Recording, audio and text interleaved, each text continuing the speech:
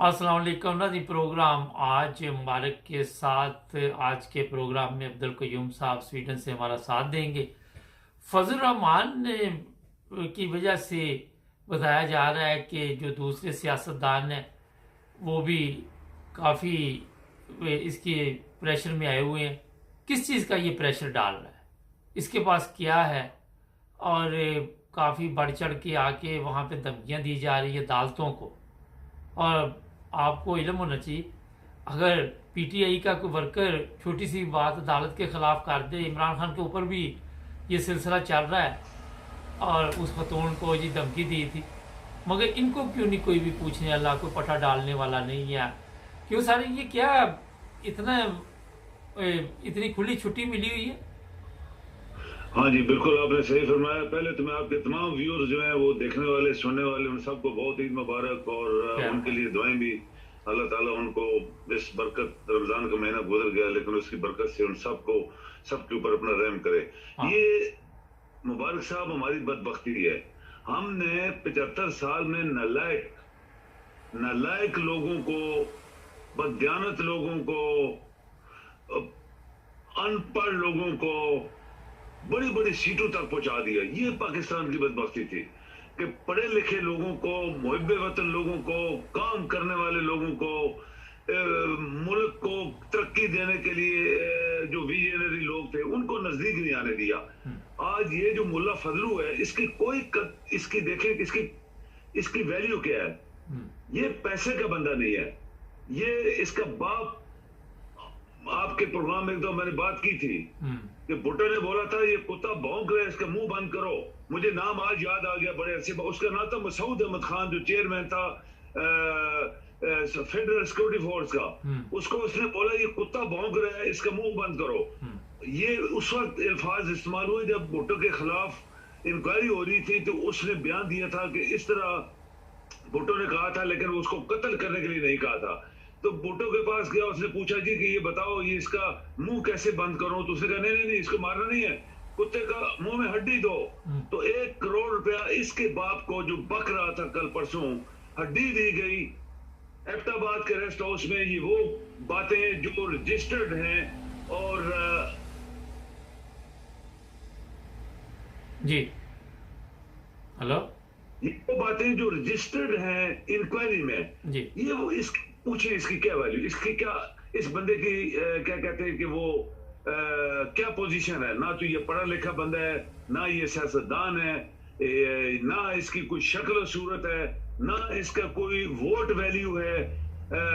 इसने सिर्फ अपने खानदान के बेटे और भाई 2-3 घसेड़ दिए पार्लियामेंट में ताकि खाते पीते रहें, गाड़ियां बंगले कोठियां मिल जाएंगी, दाढ़ियां इनकी शैतानों की तरह हैं। और ये बदबख्ती थी मुबारक साहब। 75 साल में हमने हर बददियानत शख्स, हर नालायक शख्स, हर करप्ट आदमी, हर ये टेररिस्ट ग्रुप का चेयरमैन है, इसको, बाकी लोगों को जो मुल्क के दुश्मन थे उन सबको हमने हुकूमत में जगह दी। बाकी सब पढ़े लिखे लोग, दयानतदार और एजुकेटेड, हाईली एजुकेटेड बाहर की दुनिया के, वो या तो बाहर बैठे हुए हैं या पाकिस्तान के अंदर हैं, तो उनकी कोई कदर और कीमत नहीं है। इसीलिए आपका मुल्क आज तक मुबारक साहब नहीं चल पाया, आज तक पाकिस्तान ने तरक्की नहीं की, आज तक पाकिस्तान की दुनिया की नजर में कोई वैल्यू नहीं है। हमने अपनी जबान को डुबोया और इस तरह के नालायक लोग जो थे ऊपर लेके चले गए। इसी तरह के एक नालायक मैसन या मिस्त्री या एक नालायक जो इस तरह का आदमी, वो घर जो बनाएगा तो उसकी जो शक्ल बनेगी वो आज पाकिस्तान की बनी हुई है। तो ये वजह है असल में। आपके जजेस के खिलाफ हर शख्स, पार्लियामेंट के लोग जो हकीकत में पार्लियामेंटेरियन नहीं है, ये इन लोगों ने बकवास किया, चीफ जस्टिस के खिलाफ किया, जजेस के खिलाफ किया, इंसाफ के यानी इंसाफ के खिलाफ बोले। तो ये लोग जो है ये पाकिस्तान के दुश्मन थे, हैं, और अगर हमने ना इनको निकाला तो पाकिस्तान तो डूब गया पहले 99%, और इन लोगों की वजह से पाकिस्तान जो 1% रहता है वो भी डूब जाएगा। लेकिन ये पाकिस्तानी कौम की नालायकी थी, पाकिस्तानी कौम की आप कहें कि उन लोगों ने पहचान नहीं की कि कौन लोग पाकिस्तान में जो पाकिस्तान को चला सकते हैं, और उसका रिजल्ट है कि आज भूखे नंगे हर किस्म घूम रहे हैं। اور آج کرپٹ بددیانت حرامخور لوگوں کو حکومت ملی ہوئی ہے، اور یہ ان میں سے ایک بندہ ہے جس کی 1% ویلیو نہیں ہے پاکستانی ان کی نظروں میں، یہ ٹیررسٹ ہے۔ اور اس کے خاندان کو دیکھیں، 2-3 بندے ہیں اس کے پوری پارلیمنٹ میں، وہ بھی اپنے خاندان ہے، بیٹے اور بھائی۔ تو یہ پوری پاکستان کو کیسے کنٹرول کر رہا ہے؟ کون اس کو سپورٹ کر رہا ہے؟ یہی کرپٹ لوگ۔ وہ کسی نے بولا تھا کہ میٹنگ ہو رہی تھی، ایک مقولہ تھا، اس میں قاتل چور چکے سب اکٹھے ہو گئے تھے، تو انہوں نے کہا جی دیکھو ہم قتل کرتے ہیں، تم چوری کرتے ہو، بات تو ایک ہی ہے نا، بات ہوتی ہے لوگوں کو ذلیل کرنا، تو ہم بھی ذلیل کر رہے ہیں۔ تو قاتل بھی بیچ میں گھسے تھے، تو انہوں نے بولا ہمارا نام بھی اس لسٹ میں شامل کرو کہ ہم تمہارے ہی بندے ہیں۔ یہ ملا کے بندے ہیں سارے، ملا نے ان کو برگلایا، اسی نے سازش کی، اسی کی وجہ سے سب کچھ آج پاکستان سہ رہا ہے۔ تو پاکستانی قوم، چاہے وہ پی ٹی آئی والے ہیں یا باقی محب وطن لوگ ہیں، یا پاکستانی قوم جو ہے 22 کروڑ لوگ، سمجھ جائیں کہ کس کی وجہ سے پاکستان ڈوبا ہے۔ تو آج اگر ہم نے ان قسم کے چوروں کو نہ نکالا، بلیک شیپس کو نہ نکالا، تو پاکستان ترقی نہیں کرے گا۔ لیکن ابھی میرے خیال میں لوگوں کو پتہ لگ جانا چاہیے کہ پاکستان کیوں آج تک ترقی نہیں کر پایا، کن لوگوں کو ہم نے اٹھایا اور آسمان پہ لے گئے، اور کن کو ہم نے ڈبو دیا جو اصل لوگ تھے اس پاکستان کو چلانے کے لیے۔ سر یہ بتائیے کہ ایک پاکستان میں جو میرے خیال میں بہت بڑی غلطی ہوئی یہ ہے کہ علیحدہ مدرسے بنائے گئے۔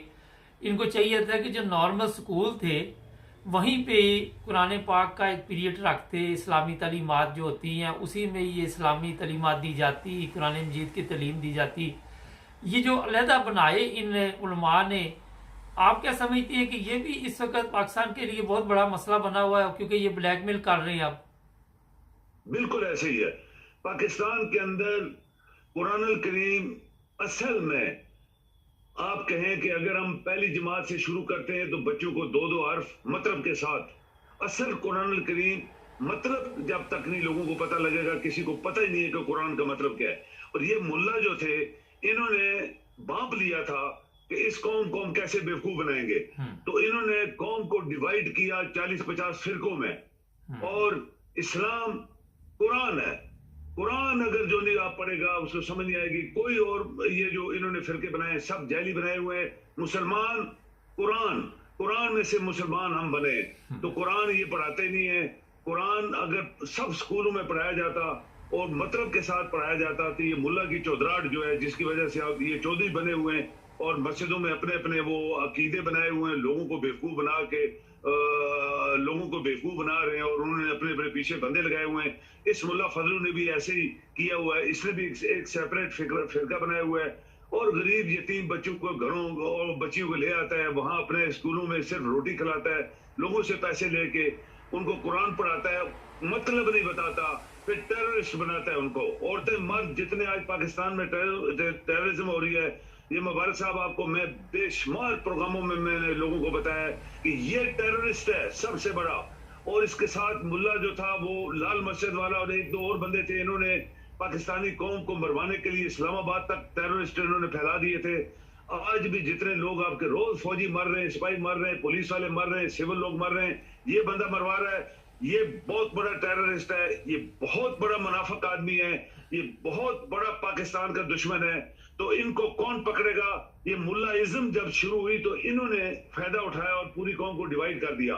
آج پاکستان ڈیوائیڈ ہو گیا ہے صرف اس وجہ سے کہ لوگ قرآن الکریم نہیں پڑھتے۔ قرآن الکریم مطلب کے ساتھ پڑھیں گے تو ان ملا کی ضرورت ہی ہمیں نہیں رہے گی، ہم خود سمجھ جائیں گے کہ اللہ کون ہے اور ہم کون ہیں اور اللہ ہم سے کیا مانگ رہا ہے۔ تو یہ باتیں تھیں جو پاکستان کے ساتھ 75 سال زیادتی ہوتی رہی، اور ابھی اس کا اینڈ آ گیا ہے مبارک صاحب۔ ابھی ہم نے ڈیسائیڈ کرنا ہے ادھر یا ادھر، تمام پاکستان کے دشمنوں کو پکڑا جائے، ان کی جائیدادیں ضبط کی جائیں، ان کے پیسے جو ہے ضبط کر کے بیچ کے پاکستان کے اکاؤنٹس میں ڈالے جائیں، اور ان تمام پاکستان کے دشمنوں کو پھانسی دی جائے۔ کون دے گا؟ یہ بہت بڑا عمران کا ٹیسٹ ہوگا جب اس کو حکومت ملے گی۔ بہت شکریہ سر آپ کا جی، تھینک یو۔ ناظرین، بلیک میل سب سے بڑا کام آج تک یہ چل رہا ہے، بچوں کے ذریعے بلیک میل کیے جا رہا ہے۔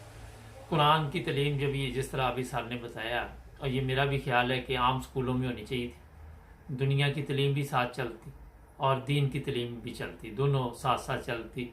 جب آپ دنیا کی تعلیم سے پیچھے رہ جاتے ہیں تو یہ بھی ایک نقصان ہے بچوں کا۔